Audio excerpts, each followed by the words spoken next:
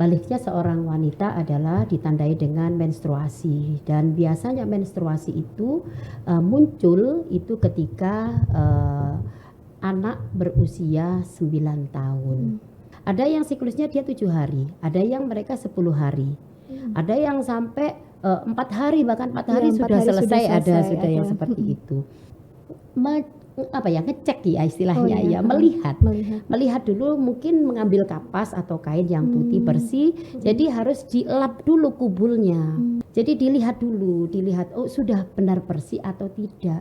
Kalau masih ada bercak berarti masih belum suci. Bagaimana bahayanya antara laki dan perempuan jika bertemu seperti tadi itu, khalwat dulu. Apa sih khalwat mengarahnya nanti? Nanti mengarahnya kalau sudah berkhalwat nanti berpegangan tangan. Nanti kalau sudah berpegangan tangan bagaimana? Nanti jangan sampai terjadi sampai dengan pada pernikahan dini.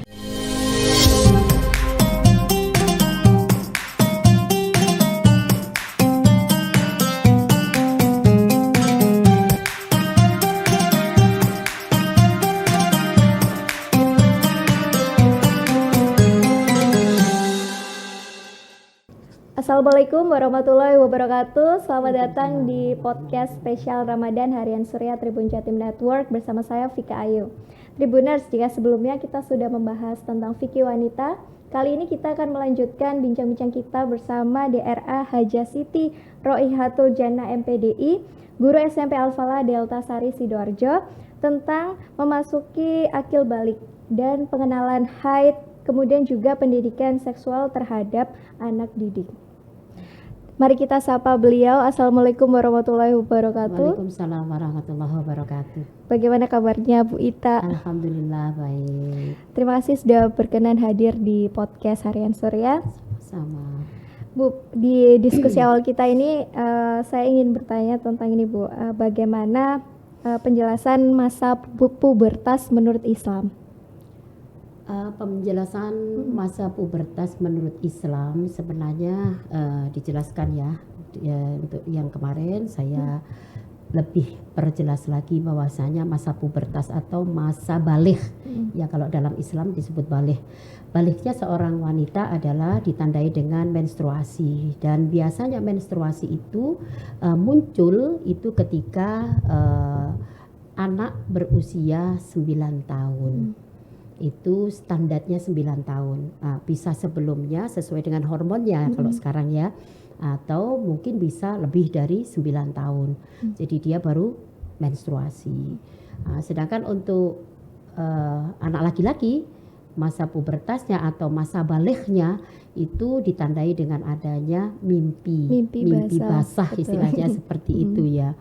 Jadi itu tanda-tanda dari anak-anak ya, baik wanita maupun laki-laki ketika menjelang baligh. Ya. Nah, kemudian itu kan Bu, seperti yang disebutkan Ibu tadi, salah satu tanda akil baligh pada perempuan adalah menstruasi, sedangkan pada laki-laki adalah mimpi basah. Nah, lalu bagaimana guru atau tenaga pendidik itu menjelaskan kepada anak didiknya tentang hal tersebut? Iya. Intinya di dalam pendidikan itu bukan hanya di sekolah saja, ada pendidikan di rumah, ada pendidikan di sekolah. Kalau di rumah mungkin dengan orang tuanya ya, atau dengan guru ngajinya, tapi kalau di sekolah kewajiban seorang guru memahamkan kepada siswanya, terutama adalah siswa wanita. Karena lebih ribet kalau mimpi basah untuk laki-laki kan mereka bisa konsultasi dengan orang tuanya dan mungkin hanya sekedar tanya jawab, tapi ada tata cara untuk wanita ketika menstruasi, dan ini harus kita pahamkan tanda-tanda menstruasi dan apa kewajibannya dan apa yang harus dilarang atau tidak boleh dilakukan ketika munculnya menstruasi ini. Dan ini harus ditanamkan biasanya untuk bab ini adalah terkait dengan toharoh ya. Biasanya kita berikan ketika awal masuk, jadi kalau siswa itu kelas 7 ya. Kelas 7 satu itu SMP sudah ya, betul, kelas 1 SMP kalau dulu 1 SMP ya. Ini sudah harus ditanamkan bab tentang toharoh.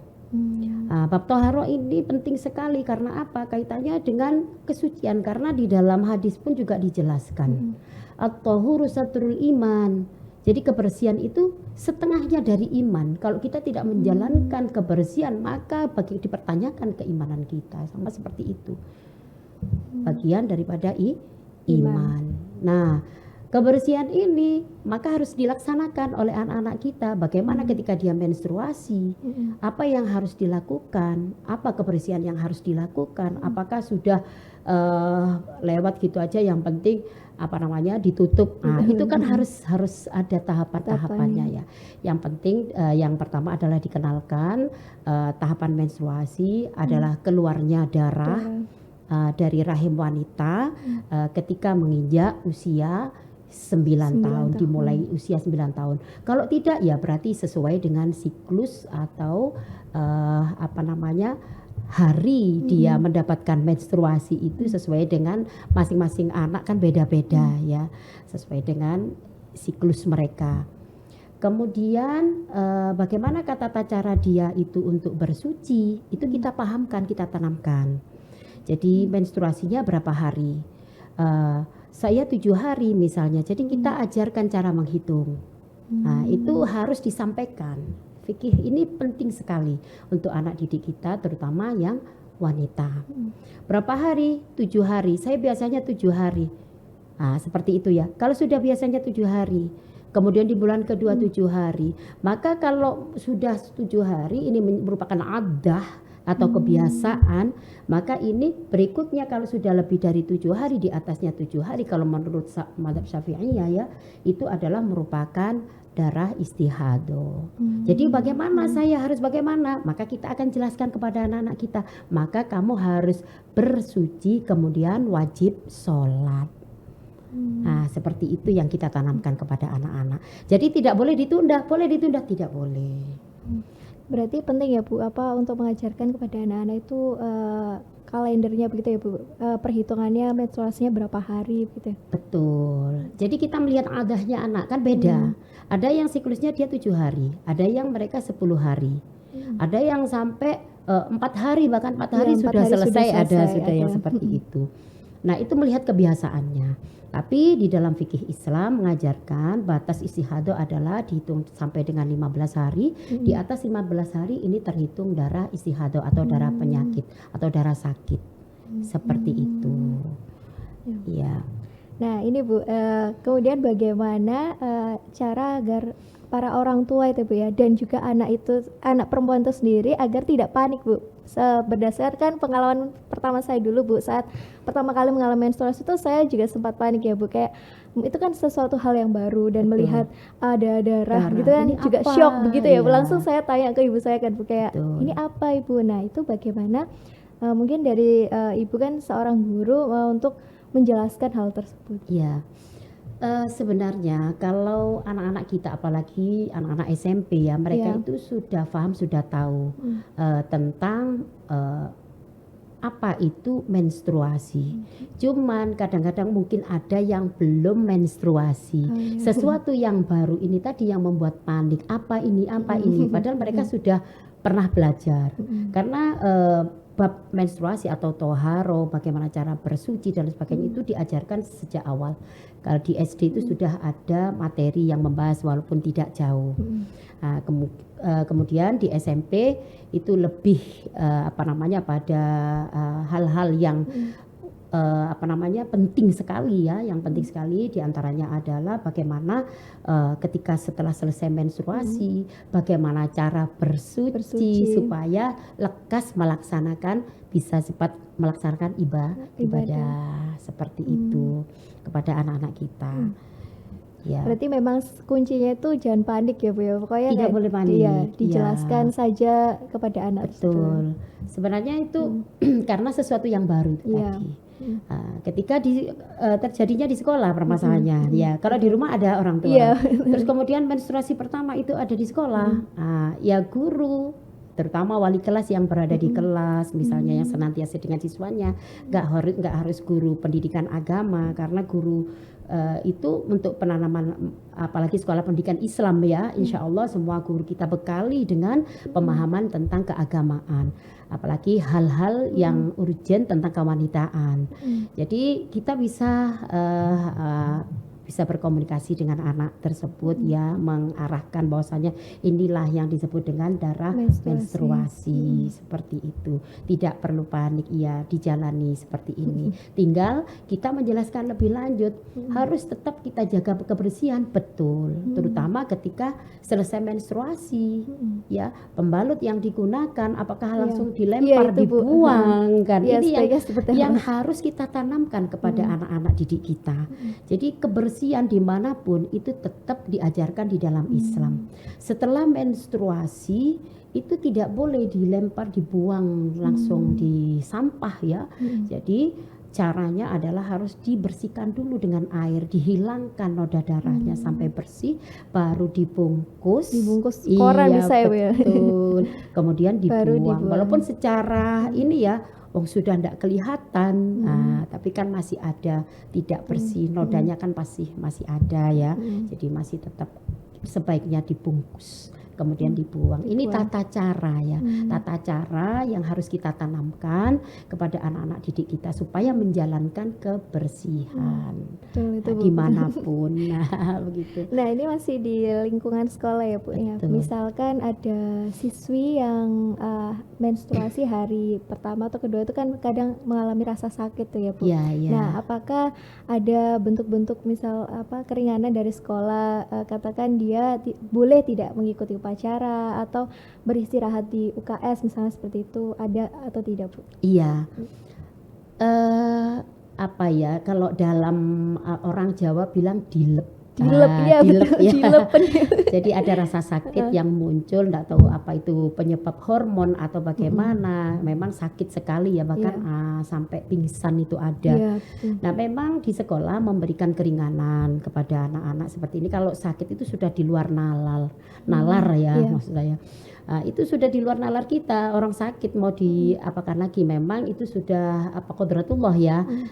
Wanita itu mengalami menstruasi seperti itu dan pasti akan terjadi, misalnya seperti itu, dan ada rasa sakit, maka sekolah memberikan keringanan kepada anak untuk tidak ikut kegiatan sekolah ya, apapun kegiatannya, dengan tanda kutip mungkin izin ya, biasanya itu anak-anak ini izinnya dengan wali kelasnya untuk ke UKS, untuk beristirahat dulu. Biasanya anak-anak beristirahat cukup ketika mereka sudah tidak mengalami rasa sakit, mereka sudah otomatis bisa mengikuti pembelajaran selanjutnya.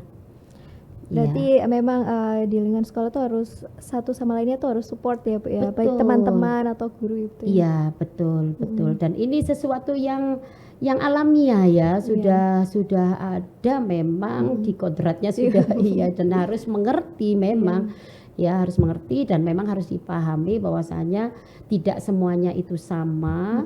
Jadi menstruasi itu pokoknya menstruasi aja, enggak ada yang memiliki rasa sakit, ada yang tidak, ada yang sampai pingsan. Nah, itu makanya kalau memang anak sudah menyampaikan sakit ustadzah misalnya gitu ya, kita memberikan izin untuk beristirahat. Ya. Nah, terkait tadi Bu, kayak cara mensucikan diri dari menstruasi, apakah itu juga sama dengan mensucikan diri dari, kalau laki-laki kan mimpi basah itu seperti apa Bu? Iya. Jadi intinya mandi besar itu namanya, mandi besar. Yang membedakan di menstruasi itu adalah ketika dia sudah mencuci tangan, kemudian membersihkan kubul dan duburnya, itu ada yang beda, yaitu ngecek ya istilahnya, melihat dulu, mungkin mengambil kapas atau kain yang putih bersih, jadi harus dielap dulu kubulnya. Jadi dilihat dulu, sudah benar bersih atau tidak. Kalau masih ada bercak berarti masih belum suci. Jadi sampai dilihat dulu. Kalau sudah bersih berarti dia wajib bersuci. Nah, bersucinya bagaimana? Dibersihkan dulu. Setelah dibersihkan dicuci tangan, kemudian disiram-siram tempat-tempat yang ada najisnya dan lain sebagainya. Kemudian sudah bersih, baru dia wudhu dulu. Nah, itu ada salat wudhu. Setelah wudhu menyiram mulai dari ujung rambut sampai ujung kaki. Ini yang disebut dengan mandi besar.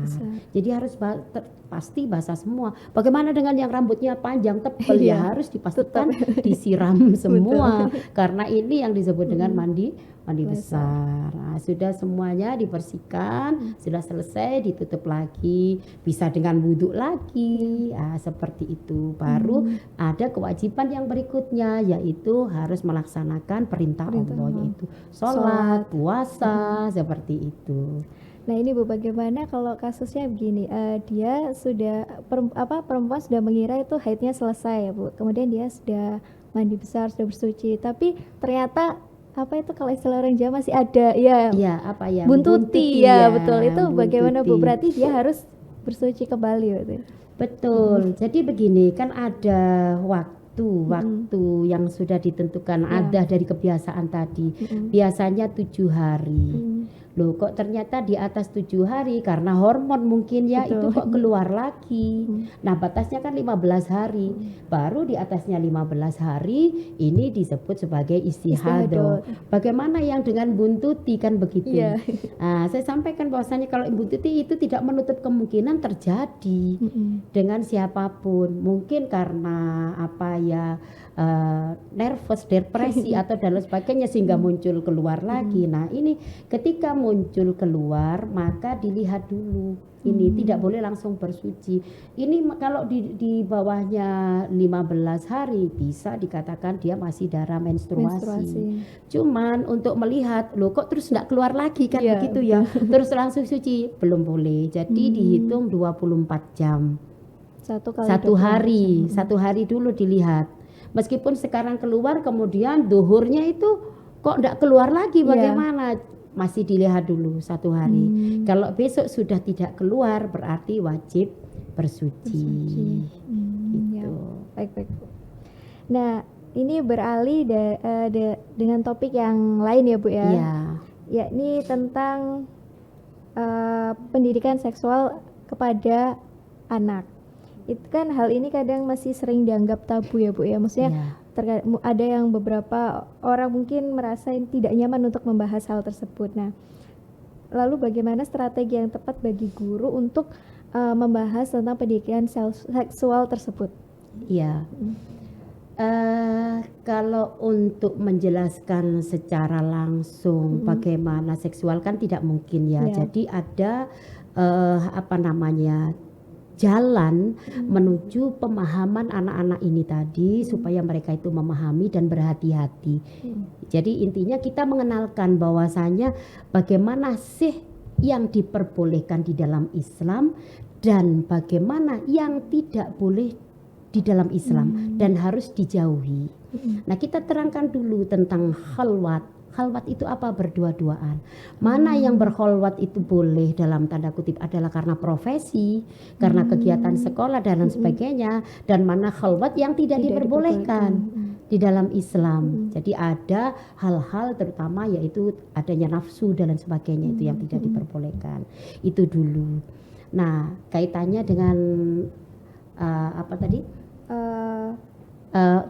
pendidikan seksual ya, pendidikan seksual itu tidak secara langsung, cuman kita menyampaikan kepada anak-anak yang pertama kehati-hatian, yang kedua kaitannya ketika kita menjelaskan tentang hadas ya. Hadas ini akibatnya kan harus mandi besar. Di antaranya yang wajib seseorang itu mandi besar apa saja. Nah kan begitu, itu harus dijelaskan kepada anak-anak. Yang pertama menstruasi, nifas, mimpi basah. Apa mimpi basah itu? Keluarnya cairan pada saat tidur bagi laki-laki seperti ngompol. Nah seperti itu tuh harus dijelaskan. Jadi kita menyampaikannya juga disampaikan kepada anak-anak. Ini bukan sesuatu yang tabu, tapi ini adalah ilmu pengetahuan yang harus kalian ketahui karena kaitannya dengan bersuci. Karena kalau tidak bersuci maka sholatnya tidak akan diterima. Nah seperti itu. Kemudian yang keempat, adanya apa yang wajib bersuci atau mandi besar, yaitu hubungan suami istri. Nah, seperti itu hubungan suami istri itu kita jelaskan walaupun secara umum. Nah, adanya hubungan suami istri maka wajib bersuci atau mandi besar. Jadi hal-hal yang mewajibkan seseorang mandi besar itu apa saja. Nah, seperti ini kita kenalkan. Nah, apakah pendidikan seksual itu perlu diberikan sedini mungkin, Bu? Dan apa saja yang bisa diajarkan? Misalkan kalau dari anak-anak yang masih kecil tuh Bu ya, kayak udah orang tua itu mengajarkan bahwa ini adalah organ-organ tubuh kalian. Maksudnya ini yang boleh disentuh kamu sendiri dan jangan sampai kayak orang lain yang menyentuh itu loh Bu. Apakah perlu untuk diajarkan sedini mungkin? Iya. Memang diajarkan, cuman kalau di sekolah biasanya itu kita kaitannya dengan bersuci dan sebagainya, kaitannya dengan ini. Mungkin kalau dengan internal seperti itu ya kita jelaskan, kita pahamkan lebih ini bagaimana bahayanya antara laki dan perempuan jika bertemu seperti tadi itu. Khalwat dulu. Apa sih khalwat mengarahnya nanti? Nanti mengarahnya kalau sudah berkhalwat nanti berpegangan tangan. Nanti kalau sudah berpegangan tangan bagaimana? Nanti jangan sampai terjadi sampai dengan pada pernikahan dini. Nah, itu harus kita jelaskan. Nah, ini sebenarnya yang penting sekali, bukan hanya pendidikan di sekolah ya kalau untuk pendidikan seksual walaupun tidak detail seperti itu ya, tapi ini penting sekali karena kaitannya dengan perkembangan zaman sekarang. Kalaupun misalnya orang tua tidak menjelaskan, mereka itu banyak mengkonsumsi dari internet atau dan sebagainya. Nah, tanpa adanya pendampingan, nah ini yang malah bahaya itu ya. Jadi kita bisa menjelaskan tentang ada kaitannya dengan bahayanya jika sampai terjadi khalwat yang berdua-duaan atau antara laki dan perempuan sampai terjadi yang tidak diinginkan seperti itu nanti terjadi hamil di luar nikah. Nah, seperti itu juga harus dijelaskan. Berarti perlu Bu, koordinasi antara guru dan juga orang tua. Betul. Biasanya hal-hal seperti ini lebih spesifik, biasanya ada pendampingan di tempat kami ini ada kanseling ya, bimbingan kanseling. Nah, ini kan lebih dekat ya. Kalau untuk guru pendidikan, guru semua itu wajib memberikan pengajaran, wajib memberikan pendidikan ya kepada anak-anak terkait dengan apapun semuanya. Apalagi yang seperti yang ditanyakan itu, apakah pendidikan seksual itu perlu disampaikan. Secara umumnya itu adalah pendidikan yang sesuai dengan syariat Islam. Jadi bagaimanakah anak-anak ini selamat dunia akhirat, intinya kan begini, yaitu kita kenalkan dulu bahayanya jika berkhalwat, ya dampaknya jika terjadi berdua-duaan, yang ketiganya adalah syaitan. Nah, kemudian kita terangkan berzina. Apa itu berzina? Berzina atau bertemunya dua laki-laki dan perempuan sampai terjadi hamil, kemudian di luar nikah yang tidak diperbolehkan di dalam Islam. Nah, ini bahaya sekali. Itu mungkin kita lebih mengarah kepada pendidikannya. Seperti itu. Berarti memang itu memang perlu disampaikan tapi secara umum saja, betul ya? Betul, iya betul sekali. Nah, Tribuners, tak terasa ya diskusi kita selama 20 menit sudah selesai. Nah, yang bisa saya simpulkan dari diskusi kita pada siang hari ini bahwa pendidikan seksual itu memang perlu diberikan kepada anak-anak sedini mungkin, tapi gambarannya secara umum gitu ya, terkait khalwat tadi dan juga memasuki akil balik itu anak-anak juga perlu mengetahui ya Bu ya, apa itu menstruasi, apa itu mimpi basah. Dan pada akhirnya itu juga setelah selesai menstruasi itu tadi harus disegerakan untuk bersuci. Tribuners, demikian diskusi kita pada siang hari ini. Terima kasih Bu Ita yang sudah hadir, dan terima kasih Tribuners yang sudah mendengarkan podcast kita hari ini. Sampai jumpa di bincang-bincang selanjutnya. Assalamualaikum warahmatullahi wabarakatuh. Waalaikumsalam warahmatullahi wabarakatuh.